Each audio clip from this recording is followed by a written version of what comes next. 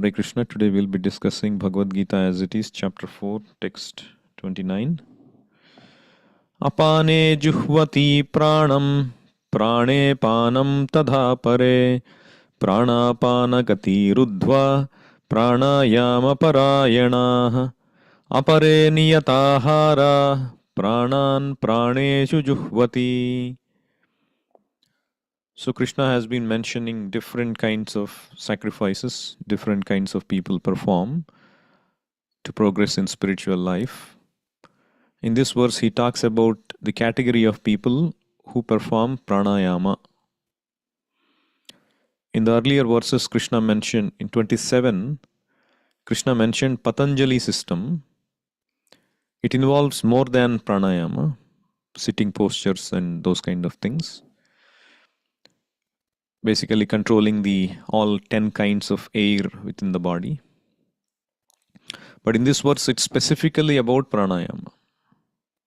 There are people who perform pranayama, especially involving the prana air and apana air. The air which is ingoing and the air which is outgoing. So Prabhupada translates this shloka as, and there are even others who are inclined to the process of breath restraint to remain in trance, and they practice stopping the movement of the outgoing breath into the incoming, and incoming breath into the outgoing, and thus at last remain in trance, stopping all breathing. Some of them, curtailing the eating process, offer the outgoing breath into itself as a sacrifice. So you see, there are two categories of people described here. The first one is those who practice pranayama like this. Basically, they practice the stopping of the movement of the outgoing breath into the incoming, and incoming breath into the outgoing. So what does it mean? So basically, they stop breathing altogether. So we usually breathe in and breathe out, but they balance these two. They do it at the same time so that both requirements are met, and as a result, they can stay like that for a very, very long time. Thus, at last, remain in trance, stopping all breathing. So, what will happen at that time is they can live for a very, very long time. Usually, our life is determined by number of breaths. Just like you buy a electric light. If you carefully observe on the cover of the electric light, the package, it says how many hours it will last, isn't it? So if you keep it on just like that, without switching off, it will last for, let's say, 1 year. But if you stop the light and turn on only when it is required, it can last for 20 years. If you don't switch it on at all, it can last forever, isn't it? So like that, the number of breaths that we take determine when we will die. So these yogis, they save these breaths by offering the outgoing into incoming and incoming to outgoing. That is what Krishna is saying here. Prane panam tadha pare. Apane juhvati pranam, prane panam tadha pare. They offer both into each other. So they remain for a long time so that they can meditate for a long time. That's the idea. Like in Satya Yuga, people were living for 100,000 years. Just like in Kali Yuga, the max limit is 100 years. In the previous Dwapara Yuga, it was 10,000. In Treta Yuga, it was 10,000. And Satya Yuga, it was 100,000. So people were typically performing long meditation. Like it was said, Valmiki did meditation for 60,000 years. At last, he realized the Supreme Lord. Supreme Absolute Truth, the personality of Godhead. So the reason why the yogis, they enhance their life is to meditate. In one Kumbh Mela that Srila Prabhupada went, there were lots of people who came for the Kumbh Mela taking a dip. So Prabhupada went along with his Western disciples, and all kinds of people came, and they were all wondering who are these people. Some were yogis, some were babas, some were having long beard and matted hair, and some were naked.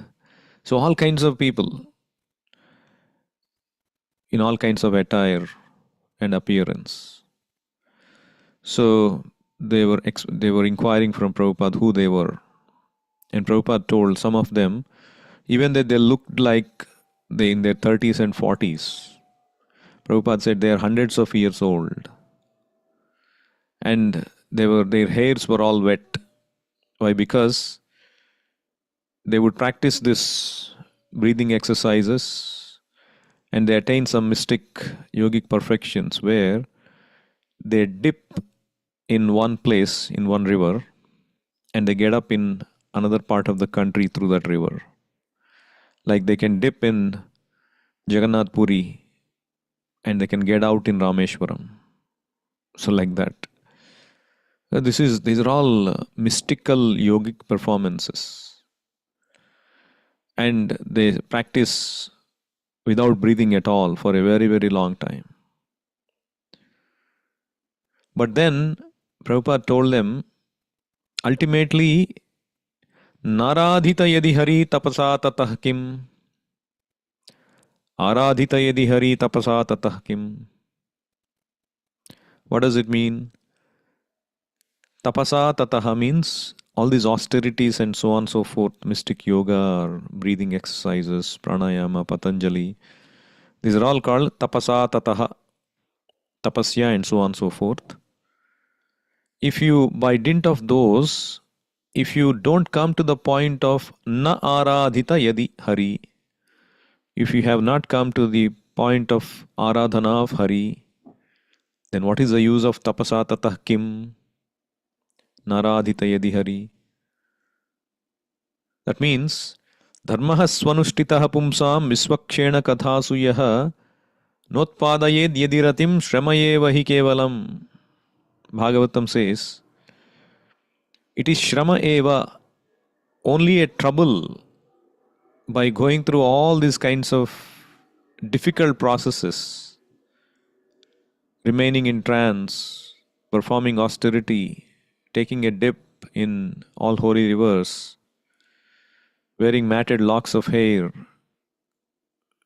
eating frugally. All of this is Shramayeva hi Kevalam if you have not practiced and aroused Krishna consciousness. Na utpadayed yadi ratim. Ratim means attraction. For Visvakshena Kathasu. Visvakshena means Krishna. Krishna Katha. If you have not developed attraction, it is Shrama eva hi kevalam. It is only misery. Shrama means hard labor. Krishna also mentions that in the 12th chapter of Bhagavad Gita, that kleshodhikataras tesham avyakta sakta chetasam. If your end goal is impersonal Brahman, and for that you are klesho adhikataraha, you are performing so much difficult processes. Avyakta hi gatir dukkham. In the end, your result is dukkham. So, naradhita yadi hari, if you have not come to the point of Krishna consciousness, it is Shrama. On the other hand, aradhita yadi hari, if you have already come to the platform of Hari Aradhana or Krishna consciousness, then tapasa tatah kim, what is the use of, there is no need for you to do all of these things. For one who is, for example, playing international cricket, then he doesn't need to go and play domestic cricket. He's already busy, he's already qualified. He should focus on international cricket. Or who is already on the platform of high court judge. What is the point of him going through the rigors of the lower courts, being an intern, being an apprentice? All of that is automatically understood to be done if he is on the platform of being a high court judge. So Krishna consciousness is the highest platform. Chaitanya Mahaprabhu confirms that. So I had one discussion with one of my colleagues recently. I gave him a Bhagavad Gita and he was reading that, and he read several pages. He told he read 120 pages or something. So he came and he was talking to me. Oh, this Acharya, I mean, he was appreciative, but he said this Swami Prabhupada, his commentary is mainly devotional commentary. Whereas I think that highest is you take bhakti to reach jnana, he was saying. Because according to his experience that he has learned, he has heard lectures from some realized souls, the ultimate purpose is jnana. And typically jnanis, they want to merge into impersonal Brahman. They consider bhakti to be lower, meant for those who are not very educated. And he said that, see, bhakti, you may be aware of bhakti because of your cultural background, Krishna, Rama, and all of this. Let's say somebody who is born in some remote part of the world, he does not have access to Krishna, Rama, and all these incarnations. How can he do bhakti? So the only way for him is jnana. The only way for him is to understand through knowledge he is different from this body and so on and so forth. Actually, it's not true. Because even to become gnani, not everybody becomes gnani. Krishna says, Manushyanam sahasreshu kaschid yatati siddhaye. In general, people are only after sense gratification. Only very few people, they want to make their life perfect. Kaschid yatati siddhaye. Yatataamapi siddhanam kaschid mam veti tatvataha. And those who are endeavoring for perfection, those who come to this platform of Krishna consciousness and who understand Krishna is even more rare. So not that everybody can take to jnana. And the important principle in Bhagavad Gita Krishna mentions is Ye yadha mam prapadyante tam stadhaiva bhajamyaham. Krishna reciprocates according to your intention, according to your surrender.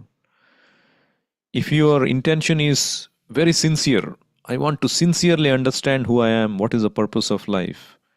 To the degree you are sincere, to that degree Krishna helps to connect you to a bona fide spiritual master. If you have already decided, I want to be only Gnani and merge into impersonal Brahman, Krishna will only connect you or make you only realized in that. If you want to understand truly who you are, Krishna will connect you to a bona fide spiritual master who can reveal you about Krishna consciousness. Miraculously, in remote corners of the world, people got books about Krishna consciousness. People are worshipping the Supreme Lord even though they have no connection with devotees. I know one devotee who later moved to the Bay Area and became a devotee. They were, just by reading the Prabhupada's books that they got somewhere, they were living somewhere outside where there is no temple, and they were simply chanting and doing offering and those kind of things simply based on the statements given by Prabhupada for a very long time. So it is possible that a soul can come to Krishna consciousness because it is the birthright of a spirit soul.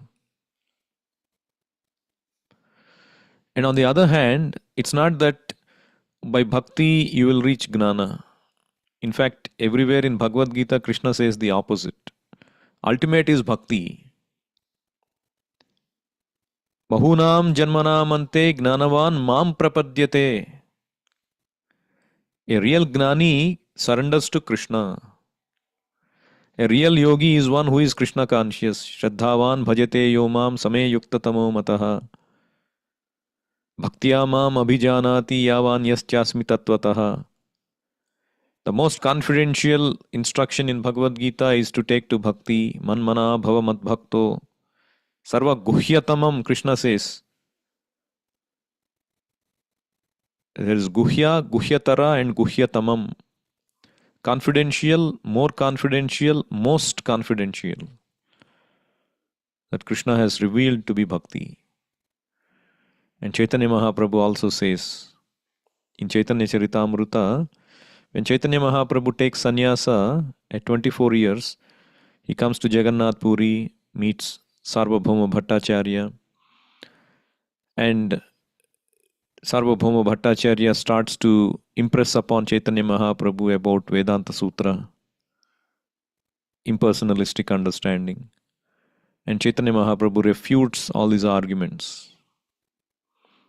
And Chaitanya Mahaprabhu says this most important shloka from Srimad Bhagavatam to prove that even the most perfect jnanis, even the most liberated personalities, they take to Krishna consciousness. To prove that bhakti or pure bhakti, Krishna consciousness, is higher than anything else. So he tells Sarvabhauma Bhattacharya, pointing to this Bhagavatam shloka, Atmaramascha munayo nirgrandha api urukrame kurvanti ahaitukim bhaktim itham bhuta guno harihi. So there are people called Atmaramas, Munayaha, the Munis, who practice meditation and come to the platform of Atmarama stage, liberated stage, who have come to understand their spirit soul, not the body. But they are liberated in impersonal conception. But even them, when they are introduced about Krishna, his qualities, his pastimes, they get attracted. While they are not attracted to anything of this material world and they gave it up, they get attracted to Krishna. It means Krishna is not ordinary, he is transcendental. Nirgrandha api urukrame kurvanti ahaitukim bhaktim. Even they come to the platform of ahaituki bhakti. That means bhakti is above impersonal jnana or even above liberation.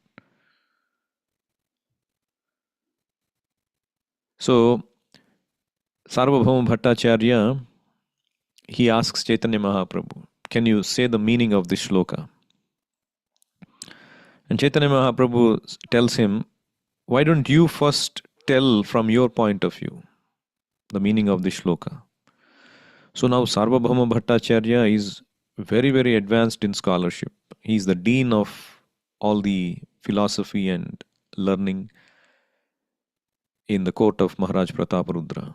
He has several disciples. So he tells the shloka 9 different meanings with logic and quoting from scriptures. Very scholarly presentation. But nothing touching Krishna consciousness. And Chaitanya Mahaprabhu, he then starts to explain that shloka in 18 different ways without even touching any of those 9 ways that Sarvabhauma Bhattacharya explains. The summary of that is that the Supreme Personality of Godhead, his qualities, his pastimes, they are all of transcendental nature and transcendentally attractive. attractive to even liberated souls. And looking at the explanation of Chaitanya Mahaprabhu, Sarvabhauma Bhattacharya is not an ordinary person, very knowledgeable person. He becomes convinced that this is none other than Krishna himself. And he falls at the lotus feet of Chaitanya Mahaprabhu. And Chaitanya Mahaprabhu then reveals himself first as four-armed Lord Vishnu, and then he transforms into two-armed Krishna form with blackish complexion, with a flute onto his lips, and Sarvabhauma Bhattacharya goes into ecstasy. He starts to offer instantly 100 prayers of glorification to the Lord. And the Lord reveals him the glories of the holy name and the purpose of his appearance to distribute the holy names. And Sarvabhauma Bhattacharya becomes a pure devotee. From being a gnani, he becomes pure devotee. So you see, in the Shastra, there are several examples like that who have taken up to Krishna consciousness after being gnani or being liberated even. Sukadeva Goswami was liberated in the impersonal conception. But when he heard Vyasadeva reciting Srimad Bhagavatam, he became attracted to Krishna. He became a pure devotee. The Kumaras, they were liberated in the impersonal conception. But when they smelled the fragrant tulasi offered to the lotus feet of the Lord, they became transcendentally attracted to Krishna. They became pure devotees. So Krishna's attraction is supermost. But to be attracted to Krishna, to realize that Krishna consciousness is higher, it requires the mercy of Krishna. Like the brother-in-law of Sarvabhauma Bhattacharya, before Sarvabhauma became the devotee, he would argue with his brother-in-law, Gopinath Acharya. Gopinath Acharya would tell, my dear Bhattacharya, Chaitanya Mahaprabhu is Krishna himself. Now Sarvabhauma Bhattacharya, he's being scholarly, being logical, he studied scriptures. He would say, no. Chaitanya Mahaprabhu is an ordinary person. He may be a great devotee. I won't accept him. Because in the Shastra, Vishnu is described as Triyuga. Triyuga means he appears only in three yugas. Satya Yuga, Treta Yuga, Dwapara Yuga. Which is true. Triyugodha Sattvam, Bhagavatam says, the Lord is described as Triyugodha Sattvam. Because in Kali Yuga, he does not assert as incarnation. He comes as a devotee. Chaitanya Mahaprabhu. So Gopinath Acharya says, when the Shastra says Triyuga, it refers to his Leela Avatara. But the Lord has Yuga Avatara in every Yuga. And Chaitanya Mahaprabhu appeared in this Yuga, Kali Yuga, as Yuga Avatara. His Channa Avatara means hidden incarnation. And he quotes shlokas from Bhagavatam and Vishnu Sahasranama, Mahabharata, to prove that Chaitanya Mahaprabhu is the incarnation of Kali Yuga. So he says, in order to understand Krishna, we need the mercy of Krishna. Because you don't have the mercy of Krishna, you cannot understand Krishna. Athapi te deva padambujadvayam prasada leshanugruhita evahi janati tattvam bhagavan mahimno nachanya ekopi chiran vichinvan. He says, if one has got a fraction, prasada lesha means just a fraction of the mercy of the lotus feet of Krishna, janati tattvam bhagavan. Mahimno. Only he can understand the truth about the Supreme Absolute Truth as Krishna. But if you don't, then you can go on speculating for Chiram Vichinvan for a very, very long time. You will never be able to understand. So those who come to the platform of Krishna consciousness are very, very fortunate. They should consider themselves to have obtained the mercy of the Lord. Otherwise, there are many, many people who are not on that platform, who are scholarly like Sarvabhauma Bhattacharya, educated, even in scriptures, giving big, big lectures, but they cannot come to the conclusion that Krishna is the Supreme Personality of Godhead and Krishna consciousness is the highest. They may be stuck to these processes of pranayama and so on and so forth. These are all some methods which are prescribed in scriptures with the intention that once you control your senses, then you become qualified to come to Krishna consciousness. These are all bona fide methods prescribed in previous ages. But in this age, nobody has time, nobody can go to forest, nobody can meditate properly with proper means, short lifespan, attention span.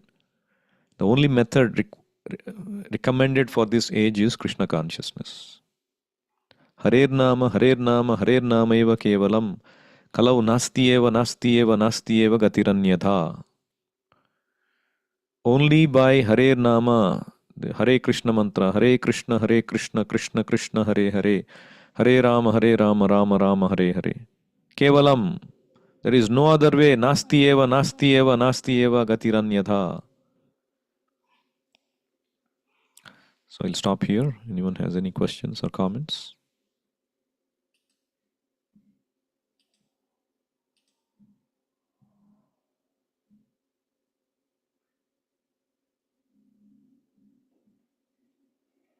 Bhagavad Gita as it